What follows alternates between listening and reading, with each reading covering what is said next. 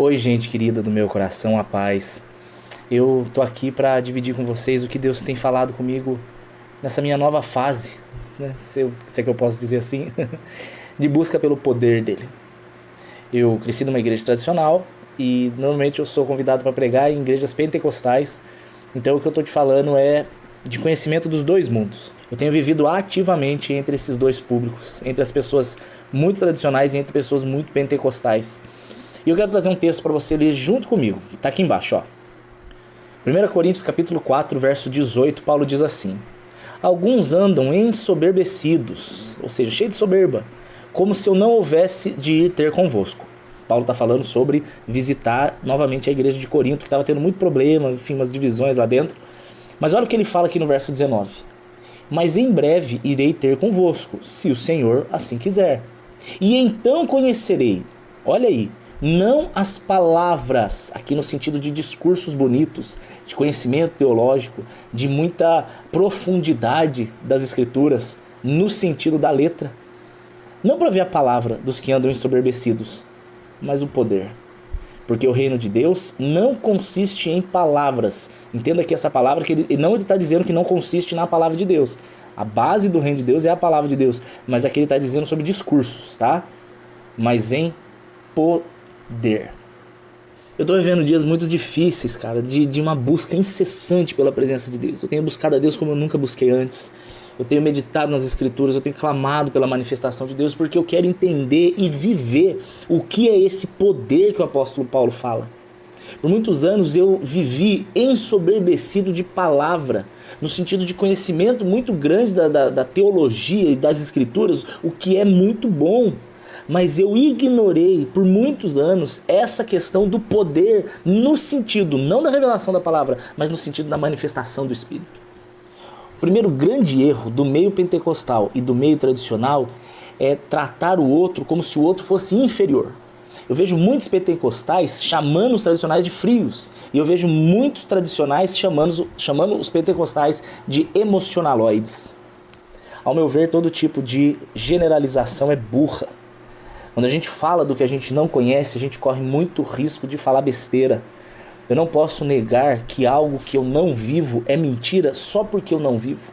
Eu tenho que entender que Deus ele se manifesta de formas muito diferentes, nunca fora das escrituras. Mas não é porque eu não experimentei algo que eu vou ter que negar aquilo só porque aquilo Deus não revelou para mim.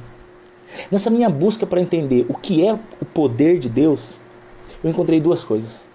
Olha que texto maravilhoso. Romanos 1,16 diz assim: Não me envergonho do evangelho de Cristo. Evangelho aqui significa as boas novas de salvação. Ele está falando da mensagem, aqui ele está falando da letra. Não me envergonho do evangelho de Cristo, pois é o poder de Deus para a salvação de todo aquele que crê, tanto do judeu quanto do grego. Aqui ele está falando sobre a divisão do povo judeu, que eles dividiam o mundo entre eles e o resto.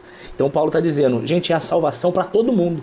Todos aqueles que nele creem, como João 3,16 fala, a estes que creem, lhes é dado o poder de serem feitos filhos, e aquele que crê não morre e tem a vida eterna. Então ele está falando que o evangelho é o poder, a letra, a palavra de Deus, a mensagem cheia do Espírito é salvação. Olha que coisa incrível isso aqui, ó. Que ele fala aqui vou pegar no grego original para vocês verem, ó. Aqui, ó, eu falo, eu não tenho vergonha do evangelho, the gospel, porque é aqui, ó, poder. Aqui, ó, olha a palavra aqui, ó, dinamis, ou dunamis. Sabe o que isso aqui significa? Dinamite. Isso é a raiz da palavra dinamite, explosão. Então ele está falando que o poder de Deus é, neste texto, a letra. A palavra, a mensagem, as escrituras, o verbo ali, o ensino, é o poder de Deus, o poder de explosão, de dinamite, de explodir um coração de pedra para transformar num coração de carne, para matar a velha criatura e fazê-la ressuscitar com Cristo como uma nova que passou pela cruz. Então a letra é o poder de Deus para a transformação do pecador em filho amado. Mas não para por aí. O poder de Deus não fica limitado a palavras, a letras, não fica limitado ao intelecto. Existe uma manifestação sobrenatural, existe uma manifestação visível de poder, um poder que vem da própria pessoa do Espírito Santo habitando em nós, e é através desse Espírito Santo que os dons e sinais e maravilhas são manifestados. Não são as pessoas que têm o dom, Não é o profeta que tem dom da cura, não é o profeta que tem o dom de profecia, não é a pessoa que tem o dom de revelar e de orar em línguas, não. É o Espírito Santo na pessoa que através deste poder de Deus manifesta através da pessoa esse sinal e essa maravilha. Olha aqui que lindo esse texto. Eis que sobre vocês envio a promessa de meu Pai. Isso que é Jesus que está falando. Fiquem, portanto, na cidade de Jerusalém, até que do alto sejam revestidos de poder. Olha isso aqui no grego original, ó. Fiquem na cidade até que do alto vocês sejam... Eu acho muito legal esse clothed, vestidos, até que vocês sejam vestidos como uma vestimenta que vem do alto, o poder. Olha aqui, de novo a dinamite aqui, de novo a explosão do poder de Deus. E não fica só por aqui, eu vou pegar vários exemplos para vocês, ó. Atos capítulo 1, verso 8. Mas vocês receberão a virtude do Espírito Santo que há de vir sobre vós. Virtude, manifestação visível. Olha aqui, Atos capítulo 1, verso 8 no grego original. Mas vocês receberão, de novo, dinamite, poder. Outro exemplo, Atos capítulo 2, verso 22. Homens israelitas, escutem essas palavras, que é Pedro que está falando. A Jesus Nazareno, homem aprovado por Deus, entre vós com maravilhas, prodígios e sinais. Ele não está falando aqui da pregação de Jesus, mas ele está falando da manifestação de poder. Olha aqui no grego original o que nós vamos encontrar nesse texto de Atos 2, 22. Jesus o Nazareno, um homem que foi enviado, escolhido, por Deus, para falar entre vocês, tal, com dinamite, milagres. Aqui ele traduz o poder de Deus como na forma de milagres.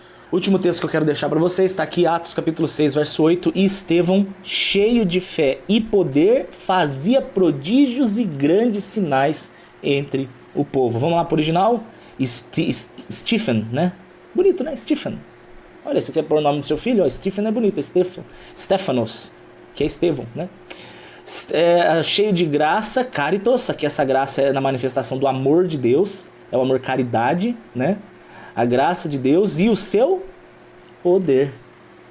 Ele manifestava esse poder como? Com sinais e maravilhas. Por que eu estou mostrando isso para você? Porque o correto não está nem de um lado nem do outro. O correto está juntar o bom dos dois mundos e andarmos na sobriedade. Eu estou entendendo cada vez mais que o poder de Deus ele não é me limitar na manifestação das Escrituras ou me limitar nos dons e sinais e dons de língua e dons de poder ou qualquer outro que sejam. Por quê? Porque uma pessoa cheia dos sinais pode ser extremamente movida por sentimentos e desconhecer as Escrituras e ser uma pessoa movida pelo emocional. Uma pessoa que não tem firmeza na palavra, uma pessoa que qualquer culto que não tem revelação, ela acha que Deus não falou. Uma pessoa que ela não é capaz de suportar o dia mal, ela precisa correr atrás de profetas, precisa correr atrás de revelações, ela precisa ir atrás do movimento que ela cai no chão e sai da igreja vivendo as mesmas práticas de pecado. Os sinais e maravilhas não estão resolvendo nada para ela. Por outro lado, se você pegar uma pessoa que é aquele famoso teólogo de escritório, é o cara que sabe explicar todo o plano de salvação, mas ele não chora na presença do Senhor, ele não tem amor pelas almas, ele gosta de uma discussão teológica, ele gosta de discutir ali arminiano e calvinista, pré ou pós, batismo do Espírito, batismo no fogo, e discute assuntos incríveis, mas chama ele para expulsar um capeta para ver se vai, morre de medo. Chama ele para ver se ele tem amor pelas pessoas, de abraçar, de orar, de impor as mãos sobre a cabeça das pessoas, de repreender enfermidades, profetizar sobre a vida das pessoas. Vê se Deus usa ele para revelar alguma coisa. Não usa. Então a gente vê que os dois lados, quando eles se acham detentores do verdadeiro poder de Deus, eles erram. Porque o verdadeiro poder de Deus não está nem em você ser um pentecostaloide e nem entre você ser um teólogo de escritório frio que não tem amor pela presença do Senhor. Não é isso. Eu estou entendendo, Deus está me explicando e eu tenho entendido que a verdadeira manifestação do poder de Deus, sabe qual é? É você estar disposto e apto. Apto em que sentido? Um coração desejoso, sensível, sábio e ousado para manifestar o poder de Deus de acordo com o desejo de Deus e a necessidade do momento. Se a necessidade do momento é ser usado em alguma forma de sinais e maravilhas, que o Senhor me use em nome de Jesus. Se a necessidade do momento é uma apologética poderosa, um conhecimento fiel das Escrituras, que o Senhor me use em nome de Jesus. E eu vou dar um exemplo para vocês de como Deus pode nos usar de acordo com cada necessidade do momento de uma forma totalmente diferente, e é o poder de Deus do mesmo jeito. Na minha vida, eu vou te mostrar com um exemplo prático. Eu fui uma vez num culto, um culto de uma igreja de raiz bem pentecostal. E foi lá um ministro de louvor e ele começou a cantar e louvar e orar em línguas e profetizar, a igreja pegando fogo. Era gente girando, era gente pulando, era gente caindo, era gente girando. Tava um mover absurdo. Se é verdadeiro ou não, não me interessa. Interessa como é que tá a entrega e a adoração de cada pessoa ali. Pode ter um cara extremamente falso e movido pelo emocional do lado de um cara extremamente íntimo de Deus e recebendo ali realmente a virtude do poder de Deus. Eu não sou ninguém para julgar, mas uma cena lá me marcou com força. Eu olhei e tinha uma menina na frente e ela era, entre aspas, a líder daquele ministério de dança. Tinham várias meninas com lençóis e girando e pulando. Enfim, tem gente que gosta disso, tem gente que não gosta. Isso aí é problema de cada um. Mas a menina que estava lá na frente, parecia a líder, né? Porque ela guiava as outras meninas. Gente, a menina botava a mão e orava em línguas e passava o pano e as meninas caíam e outras deitavam no chão e ela estendia o pano em cima e ela orava. Aí o menino lá que estava cantando desceu, colocou a mão na cabeça dela, ela desmaiou para trás. Mais um rebuliço gigantesco. Quem olhava de fora pensava o quê? Meu Deus, o fogo tá caindo. E aí me chamaram para pregar. E naquele momento o Senhor encheu meu coração, eu mudei totalmente o plano da palavra que eu estava planejando e eu abri Marcos capítulo 7, no verso 7. Quando Jesus diz assim: vocês são hipócritas, porque vocês me adoram com a boca, mas o coração está longe de mim. E eu comecei a pregar para eles sobre a importância que a prioridade é intimidade com Deus. Que o barulho sem presença não é mover. O mover é o barulho junto da presença. A presença verdadeira traz um barulho verdadeiro. Esse é o mover do Espírito Santo. Mas um barulho sem a presença é histeria coletiva. Deus não está nisso, não muda a vida de ninguém. Impressiona o indouto, mas não converte o coração do incrédulo. É muito triste. E depois da palavra terminada, eu virei e falei assim: gente, se algum de vocês quiser abandonar uma vida de falsidade e viver o verdadeiro poder de Deus, começando pela intimidade com Ele, eu quero muito orar por você. Vem aqui na frente, eu quero colocar as mãos na sua cabeça, eu quero orar com você. E para minha surpresa, a primeira pessoa que subiu ali, chorando copiosamente, ajoelhada, falando assim para mim: pastor, eu preciso conhecer esse Jesus que você fala, porque eu não conheço esse Jesus, era a menina líder do ministério de dança. Eu abracei aquela menina e eu falei assim: querida, antes de eu orar por você, deixa eu te fazer uma pergunta. Qual foi a última vez que você entrou no seu quarto e você buscou a presença de Deus lendo as Escrituras? E sabe o que ela me falou? Pastor, eu nunca li as Escrituras. Quem olhava de fora entendia que era uma menina cheia do poder, mas não é. Não tem como ter poder sem ter intimidade com as Escrituras. Não tem como. Então, se eu tivesse chegado naquele culto e eu tivesse continuado aquela manifestação de poder, se eu começasse a gritar e profetizar e revelar CPF e trazer, venha ser batizado em aquela... Eita, xaramanaias, xaramanérias. Se eu tivesse entrado nesse tipo de mistério, eu não teria trazido bênção nenhuma para aquele povo. Um monte de gente lá, principalmente essa menina, sairia de lá achando que estavam vivendo o verdadeiro poder de Deus. Então, naquele momento, o desejo de Deus era manifestar o seu poder através do Evangelho, através da plenitude da revelação das Escrituras. Mas eu vivi uma experiência logo em seguida bem oposta. Cheguei numa igreja fria, uma igreja triste, uma igreja de gente muito bem vestida, uma igreja de gente muito próspera, mas o pessoal que não tinha amor nenhum nos olhos. Era super possível que explicassem todo o plano de salvação, mas não dava vontade de andar com nenhum. Igreja triste. Me lembro uma outra vez, não tem nada a ver com essa história que eu vou contar agora, eu vou continuar, mas uma outra vez eu fui pregar numa igreja em Santo Antônio do Pinhal e eu me perdi, o GPS me embolou todo. E eu olhei no final da rua, uma luz muito forte, eu falei, acho que é aqui a igreja. E eu de terno, era uma igreja que pediu para eu ir de terno. E eu cheguei, quando eu estacionei, desci com a Bíblia e olhei, era um bar. Só que eu achei que era a igreja porque tava tocando uma música bem alta e um monte de gente rindo. Eu falei, é a igreja. E quando eu olhei, era um bar. E eu desci, aí uma mocinha virou e falou assim, irmão, acho que você se enganou de lugar. A igreja é pra lá. Eu falei, obrigado, querida. E fui pra lá. Antes eu tivesse ficado no bar, tava muito mais alegre. Igreja fria, de gente triste. E é aí que eu falo pra você, como é que a gente vai manifestar o poder de Deus e atrair o pecador para a presença do Senhor se a gente não manifestar o poder de Deus de forma visível? Na alegria, no poder, no repreender demônios, no curar os enfermos, no levantar os caídos.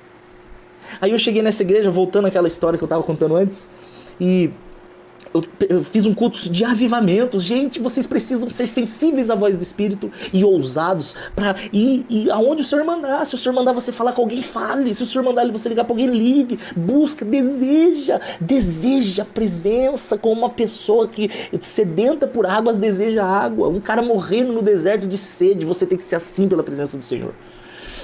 E terminou o culto, eu falei, quem quer vir aqui para ter mais sede do Espírito Santo, para ter mais presença de Jesus, para quem quer aqui fazer uma aliança nova, vem aqui que eu quero orar com você. Você vê como é bem o oposto daquela outra pregação? Lá era sobre firmeza nas Escrituras, nessa é sobre a presença e a alegria. E veio um menino. Isso que eu falo para você. É aí que a teologia não explica. A Eli estava comigo nesse dia. E o menininho veio, estava de bonezinho para trás, menino novo.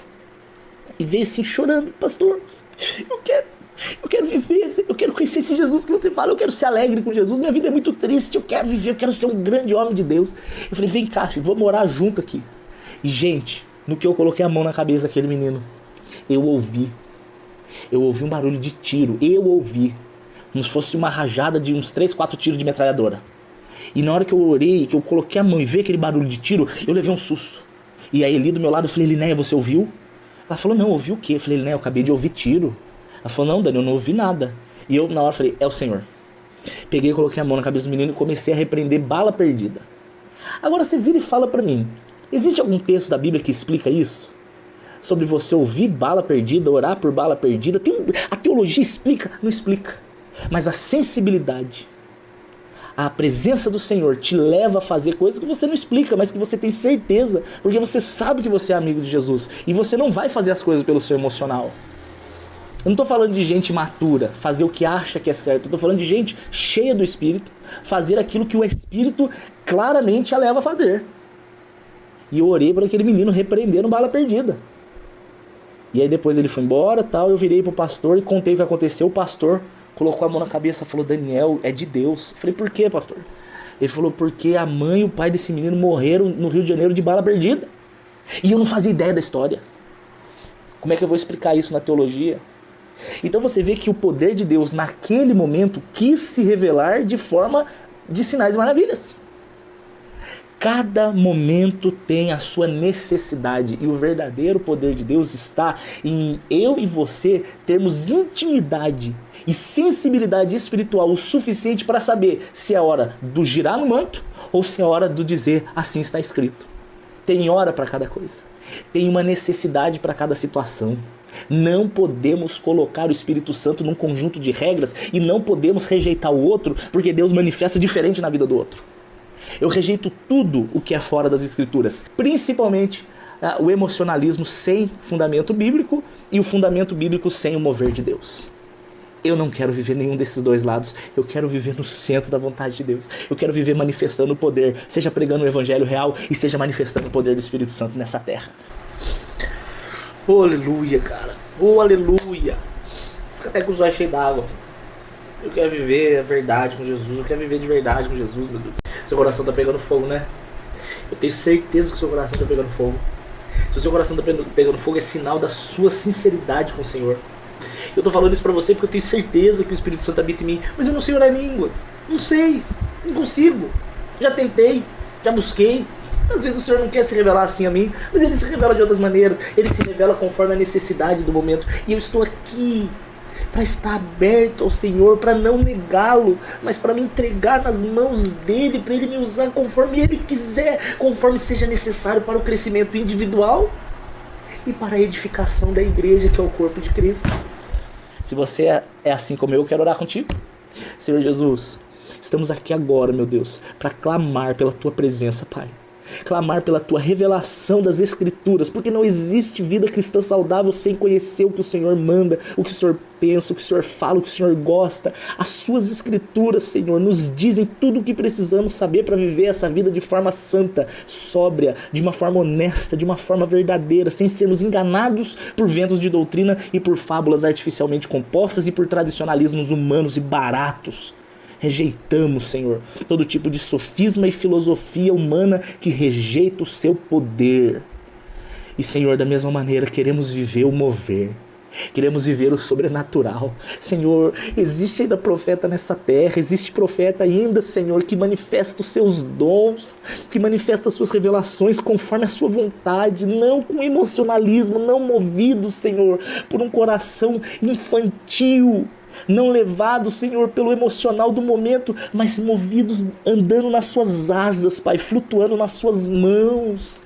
Queremos, Pai, se é vontade de curar, se é vontade de repreender demônios, se é vontade de ressuscitar mortos, se é vontade de orar em línguas, se é vontade de discernir essas línguas, se é vontade, Senhor, se a sua vontade é ali que a gente tenha discernimento de espíritos. Senhor, eu não sei, mas o que o Senhor quiser para nossas vidas, nós não te limitamos. Nós pedimos perdão, Senhor, quando nós fomos negligentes em alguma dessas áreas. Mas nós estamos aqui, Senhor. Eu estou orando assim.